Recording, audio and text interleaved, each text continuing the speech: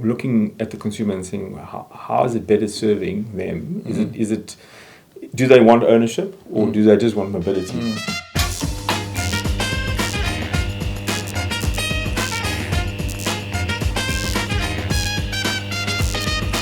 Welcome to the second episode of Taillights. It's our monthly segment where we reflect on the past month's performance on the auction and we celebrate buyers and sellers that are worth noting. I've got with me William, who's the founder and CEO of DealersOnline. Firstly, we're going to do a bit of market commentary. We had discussed a couple of different factors previously that were contributing to the conditions that the used car operators were navigating, and predominantly around shrinking demand, mainly led by the inflation rates hikes. Obviously, less consumers in the market with smaller budgets. Combine that obviously with the supply increases as well. A lot of new vehicles available, a lot of used vehicles, and we had obviously also previously discussed the impact that was having on the fleet companies and the rental companies and all the different inflows of stock into the used car market. So I think within that context, we're seeing a couple of factors continue. I think they start with the rental space. Yeah, obviously there are a major supply of used vehicles into the market, particularly sort of the 1 year old, quality used, Absolutely. Used stock. What are some of the observations? What are they experiencing? Well, I think at this time of the year, obviously, they're selling not as much because obviously it's coming into the season again. Who wants to be in Cape Town in winter? Yeah. So obviously, this from September till April, it's a nice place to be. So they'll start buying new vehicles in September for the season, and then after the season, from sort of Easter, they'll start selling again. So yeah, that's that. The season's pretty much is weather related and holiday related. So they'll make sure they've got stock accordingly. They're not getting the returns they should anyway. So it's probably not a good time for them to sell. And that obviously influences their buying and disposal cycles. Absolutely. They're always looking at when is the right time to sell a car. So 12 months is a good time, or 18 months. If you're going to roll it over that, then it's not as attractive for the used car market. It's seen as a second tier. I think that the tiering is also quite important. Yeah. What's the most you can get at what stage of life, while obviously accommodating the fact that people renting a car want a car that is in basically new condition. Basic new, low mileage, not going to give them any trouble. And I mean, both for the consumer that's renting it as well as for the rental company. You don't want problems. Yeah, it's a big thing. So they're major influence on call it the shape of the market. Absolutely. And we often always say that we look to the rental market to see what's going on in the used car market as a whole. Yeah. We mentioned, just maybe putting it nicely, they're not achieving the kinds of results that they used to. Well, how bad is it? It's bad. So, I mean, when there was no stock, a 1 year old vehicle, or no new car stock, a 1 year old vehicle was very attractive. And now with the new ones and with all the discounts and attractive deals on a new vehicle, why do you want to buy a used one? So, what does that do? It pushes the price down. And that's what's happened. So, and the dealers sitting with stock are only going to buy what's a very, very good deal or what's attractive to them to make good money. So, or they're going to sit with stock that's depreciating quickly at this moment. So, car rental will always be an attractive car to buy, but at the moment it's got to be bought at the right price. Because of the age the vehicles at, they do compete with new vehicles. So remember, when you're paying it off, it's a payment, and if you divide the new one's price by the 72 months or a used one, sometimes it's a very little amount that differs from new to used. Obviously, the OEM incentives and some of the schemes that they've got going on now, just with the oversupply of new vehicles, is very much having a big impact on what the rental companies are achieving. Absolutely. So I think let's look at the slightly older vehicles, the leasing companies. We obviously do quite a lot for our clients there in terms of the remarketing programs that we run. So, because there was no new cars, the leasing companies had to roll their cars that usually were just 3 years or 120,000 Ks to slightly older, but that pushes the boundaries of what you can get for the vehicles. So when it comes back with in a fourth year or fifth year with close to 200,000 Ks, it does unfortunately come at a different price, and it's not as attractive to the used car dealer. As soon as you roll it over, suddenly the market for that customers, went from being, this big to kind of being this. Yeah. So I think that's something to bear in mind is like when you're looking at selling and disposing of vehicles, thinking like who's going to buy it, why they're going to buy it. Absolutely. And I mean, if you think about just the warranty products on older vehicles with higher mileage, there's different categories of what they will pay out on certain things that break depending on the mileage. So it's very mileage and year model related. But when it's got 200,000 Ks on it, rather than the 120, you get less back on the claim. And there's certain things that do go wrong at certain mileages on certain brands. Yeah. We all know that. Yeah, it's a statistical thing, and it's obviously what the insurers use to create their products. Oh yes, the actuaries love that. Yeah. Feed them data. So I think, we've gone through the rental companies and the leasing companies. I think we obviously need to look at the financiers and also, I suppose, the dealers, because they will play in this ecosystem. So if we looked at the dealers who are disposing of their trade vehicles, franchise dealer network, obviously getting rid of the trade units that they can't retail, what patterns have we seen there? So I think one of the biggest things at the moment is because the consumer is in, I would say, a little bit in trouble because he's looking at his costs. When he goes in to trade the vehicle in, he assesses what he owes and what it's worth, and there's a negative equity at the moment. So he's got to go and trade the car in if he wants to get rid of it. So, I mean, the actual big buying services at the moment won't be able to buy that vehicle from the consumer unless they sell them something. So you'll find there's a lot more of those deals happening at the dealerships at the moment, where they have to look at the profitability in the car they're selling them, and then use the profit to get the consumer out of his current vehicle. So we call it an over allowance. You can finance it because the vehicle's still worth that, but because of where the market is at the moment, you want to sell the car, so you do a deal. I think just a pointer to the franchise dealer network particularly is that if you looked at those fleet company vehicles that are maybe a bit higher mileage, we might just point out that there's a very strong market and demand that hasn't been satisfied within the independent dealer network for vehicles of that sort of age and mileage. Absolutely, there's a sweet spot for even for a 5-year-old car with a decent mileage. There's definitely an uptake for that right now. And I think the other thing to bear in mind, which also goes back to the negative equity that you mentioned there, is that the used car market sort of, used vehicles appreciating in value.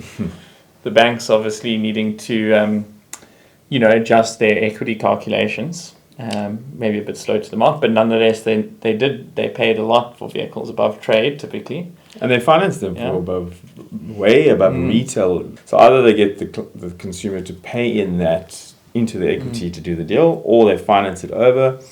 But now, when that vehicle comes back, it's sitting with that top-heavy settlement. They're just further in the red, So obviously, the longer the term as well, the more the longer the interest takes so much longer to pay off. So when you finally get down to the capital, it's you 4.5 years in. There's a lot of latent risk in that as well, I think, for the banks particularly. But also, how many consumers are not in the market or put out of the market because of these deals? Very much so. I mean, if you're looking, when they launched 72-month deals, everyone looked at it as I can buy a newer car for less money, but just over a longer period. But the problem is the plans were or service plans were like 3 years or 5 years, but now you're driving a car for 7 years. Things go wrong. Risk. So there's something to be said there that there's a degree of responsibility that the dealerships have in order to be able to. Because there's no doubt that it's a useful tool to help sell cars, and to be honest, at the time it can be close, but it also can be too far. But Rich, if you speak to the consumer right now, he doesn't want to get into a long-term commitment. Especially, I find it more with the younger millennials like we yourself. Don't like commitment. No commitments. So that and there is a big move to subscription models. So even the car rentals where when they come back, there's a second life to them, but over a short period to someone. So I mean, if you can do a 12-month deal or 11-month or even an 18-month deal for a consumer now, you'll go, sure, that sounds good. I don't necessarily need to own the vehicle. I'll rent it, but at least I know I can hand it back. So that's becoming more and more relevant, and I think it's more attractive. I mean, especially if you're looking at the plumber, the electrician, he needs his vehicle for work and for income. I think that's interesting, like the early adopters in that sort of subscription-based or rental-based business model is going to be consumers or people who have a high propensity to pay, where essentially that monthly fee or premium is actually just deducted off the operational expenses. It's part of doing business. Exactly. It sounds like there's also been conversations that you've had with the market, particularly the manufacturers, and some of their intentions and ambitions of being able to put together products. Yeah, I mean, looking at the consumer and saying, how is it better serving them? Is it do they want ownership or do they just want mobility? So that's something that obviously DealersOnline we've got quite a lot of data, and we've been modeling some of the different deals for some of the OEMs, and I mean it looks attractive, and if you can sort of predict a price at the end or in 12 months time, it does help. Confidence in the residual value is the key, because I think there's like a certain like margin at the moment that is say reserved for the risk, but there's someone has to take that to be able to find out whether it's going to work or not. Yeah, absolutely. But in all, I mean, we had a fairly decent month on the system, so it's not doom and gloom. We're selling vehicles. It's not at the best rate, but it's not as bad as it was. I think it's nice to see that nose kind of pick up on the trend line there. So we are on to the next segment. We've got the different categories we're going to look at. I think particularly maybe just start on the buyer side and look at buyer performance. And I think this month we definitely seen some upward ticks here, which is nice. I think obviously more buyers buying more cars is good for sellers. Fantastic. Yeah. So I think this month again, Henox 24 bought 77 units, almost at a value of 10 million rand and an average price of 127,000 rand. Yeah. And by far the most amounts of bids, so 1,000. He wanted that stock, believe me. But it was all very similar to types of vehicles. So yes, but he's always been a good buyer. But he knows what he wants. We've got AutoCity, Lindsay Seiko, which is part of the Motors Group, which is also procuring quite a bit of stock. They are, but it's franchise stock. They're definitely buying rental. I mean, it's interesting to see Birchmore's here. Of course. They're looking for sort of attractive, cheaper vehicles for their live auctions to get the feet on the ground. Because remember, you need a crowd at a live auction to bid, and you need the cheaper vehicles to attract them. Yeah. Okay, so we're looking at the seller's performance now, and we're going to just start off with, I suppose, the broad stroke, which is just going to look at the total volume of units sold. At the top of the pops, we've got the Avis car rental and Avis fleet businesses. Avis fleet is 419 vehicles this month. Yeah, so that was quite a big disposal we did for them. Vehicles that termed, they did very well on the percentage of trade. They did over 100% of trade, which is very good. I think what's quite interesting about that particularly is the fact that they had 115 unique buyers and then had a total bids of 6,924. Yeah. So it just shows you that there's quite a lot of demand and competition for those vehicles, and I think it speaks to the fact that those vehicles are back almost within the parameters in terms of the age and mileage range. They are, but they're also very well looked after. Okay. So, I mean, that's well done to Avis Fleet for looking after the asset. Yeah, I think overall that's actually just quite incredible performance to see. Absolutely. DHL as a client, as a corporate client, particularly of like commercial vehicles. Yeah, they did 28, which is great. And obviously those are mostly trucks. As we were fetching and selling those, they're getting their brand new Volvo trucks pulling in, which is also a client of ours. So it's nice to see the two working nicely together. And I mean, they got 10 unique buyers and then 1,300 or just over 1,300 bids. People were scrambling to get registered to buy those Volvos. So if you've got a Volvo truck to sell, bring it to us. I think it just goes to show, particularly on the commercial assets, is Absolutely. that the auction is the best way of being able to find out and make sure you're getting the best price. And I mean, DHL would have traded that in on a new vehicle, not got nearly as much as that. Bidvest as well. I think there's a similar profile of vehicle. Absolutely. 29 vehicles sold, 1,143 bids in total. One of the listings getting 187 bids. So there again, you well looked after FML vehicle. It's attractive to the buyers. They got 17 unique buyers as well, which is it goes to show you the more buyers you can bring into. Absolutely, more eyes on it, more competition, better pricing. Yeah, that's what we're all about. The other examples here, we've got Eastval. Eastval have always been a good dealership client of ours. They sold 46 vehicles on the auction. Average or median sold price rather is just under 100 grand. Yeah, so that's proper trading. Yeah, 28 unique buyers, 619 bids. They seem to be, doing really well out of those trade vehicles. So yeah. So your average mileage of 210. The oldest car was 2005. The medium is 216. So yes, it's a proper trade unit. Awesome, and I think just if we looked at the percentage of trades that they're achieving... Yeah, the median is 90% of trade, which, with a car like that, there's going to be recon. So that's a good percentage. Yeah, no, that's a very good job. I think that exemplifies actually the philosophy of the DealersOnline platform. In terms Absolutely, they've maximized on older stock. Yeah, I think just also a nice... client's always been the SANBS, the blood services, absolutely. 14 vehicles, but I think what always is interesting to me here is that they get quite a lot of action on those vehicles, 33 bids per vehicle sold. So there's always a lot of quantum 14-seaters there, and there's, rather buy that one than one that was a taxi, because this was just a passenger vehicle for the blood transfusion guys. So it's a decent, well-kept vehicle, which can become a taxi. What's interesting here is there's only 2 unique buyers there, so... I think Henox might be one of them. Yeah. Okay, so the segment is the average number of bids per vehicle sold. For me, I think probably one of the best indicators of performance. DHL and Bidvest Bank were disproportionately in terms of the number of vehicles and then the average. So we did mention them previously, but Bidvest got 39 bids per vehicle sold on average, and then DHL got 47. Yeah.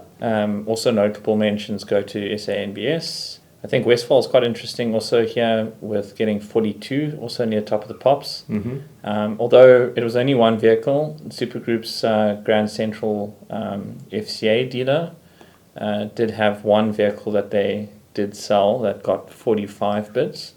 But you can see obviously a large reason it did so well is because the reserve price was 30 grand and it ended up selling for 85 grand.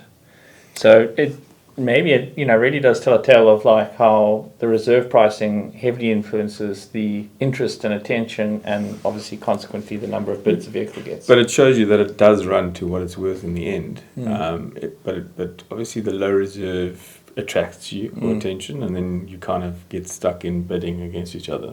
For sure. I think the other notable mentions are definitely Foschini as well. That got, I think on average, 24 bids for the 13 vehicles that they sold. Yeah, and there it's not, Foschini's vehicles are mostly company cars, they're not commercial vehicles, so those are vehicles that are quite attractive for the market. So the next segment that we've got here is the highest average sold price. So this tends to attract very expensive vehicles, as you can see in the numbers here. But that's pretty much, I think the top of the pops there's the Jaguar Land Rover Menlyn. But obviously that's... Well, you don't get a Jaguar or Land Rover for much less than that. But I think what's quite interesting here is Sani Car Rental in Boksburg that had an average selling price of 389.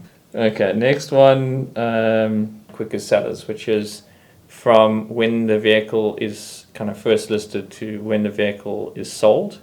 We're looking at the Tokai multi-franchise, which is the Motors Group, who are looking at essentially a same-day turnaround time. And well, that's fantastic. You can load it in the morning, sell it in the afternoon. What better? Yeah, so it's obviously good stock at the right price. So it's a one to watch, actually. Yeah.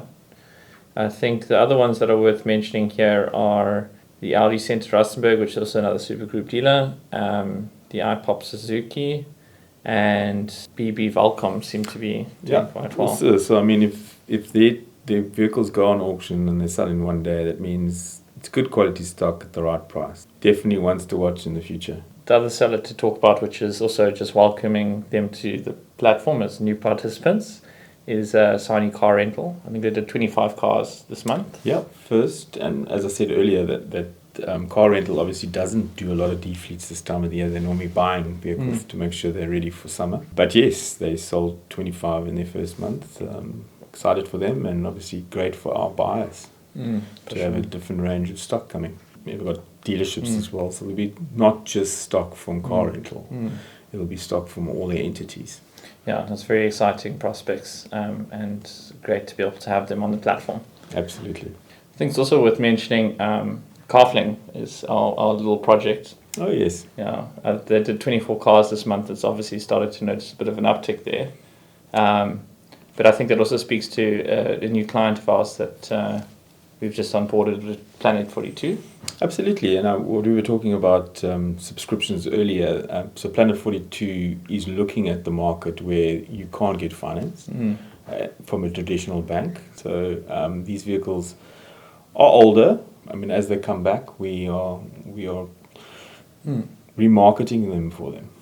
Okay, thank you for joining us for that episode of Taillights. We look forward to seeing you in the next month of September. Happy trading. Cheers.